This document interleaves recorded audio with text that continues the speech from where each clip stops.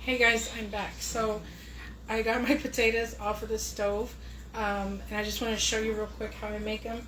So this is a full stick of butter. Yes, it's a full stick of butter. And I'm actually going to use just half a block of cream cheese, which I cut up a little bit. I'm going to add some milk, which I'll probably use about, say probably a cup, maybe half a cup to a cup. And I use this seasoning. It's the, this seasoning, you can use it for marinades, baking. You can make mayonnaise, not mayonnaise, ranch dressing, ranch dip with it. I don't know what it is about it, but I'm probably going to put maybe about a fourth of a cup. And I like to use something to mash them with instead of using the mixer, because sometimes with the mixer it tastes different. I don't know. Sometimes I guess it's depending on the potato. It can be stringy, but I find with the bean smasher mine is just not great. So I don't have one right now. I need to buy a new one. So I'm just using this one that like I said, I got it from Pampered Chef. Just gonna mash them up.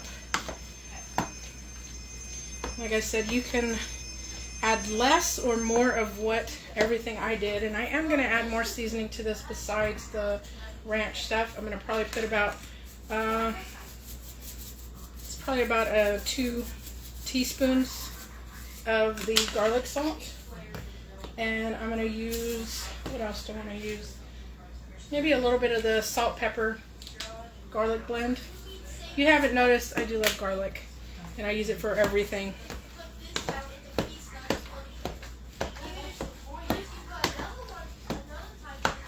I don't know if my family likes more mashed potatoes clumpy or smooth, but I just kind of just mix them till they're done.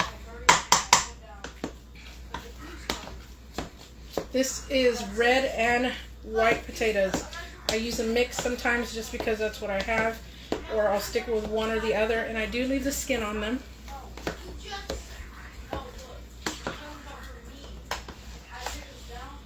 How do you know if you use enough seasoning? Well, when I'm mixing it, if I can see that seasoning throughout, then I know I did. If I don't, then I need to add a little more. So I'm going to actually add a little more of the ranch. So I think total I probably used about a third maybe. I should have probably measured it, I'm sorry.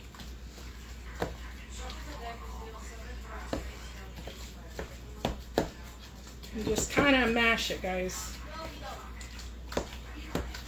You want it mashed enough that, and this is actually the same pot I cooked them in, and as you can see it was pretty full, so I used quite a bit of potatoes. I would say I probably used maybe a 5-pound bag. And y'all are probably thinking, geez, you make a lot of food. I do, but everybody does eat it. And if there's leftovers, my nephew takes some for work, for lunch, or I'll have my brother come get some. Because, they're literally down the street from me, so. I think it needs a little more pepper, so I'm going to add just pepper to it.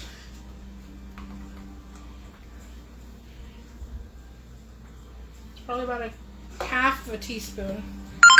I'm going to go ahead and use some more of the garlic salt. Probably another half a teaspoon. And just use this to mix it and fold it in. Oh yeah, that looks good, guys. And that's it.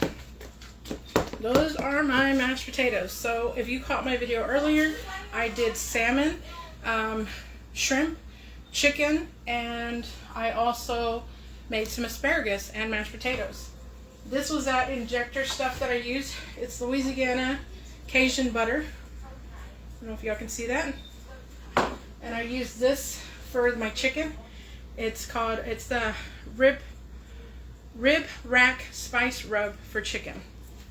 And then I used this one for my potatoes, and of course I used my blend. Used a little bit of the garlic and onion and black pepper and salt.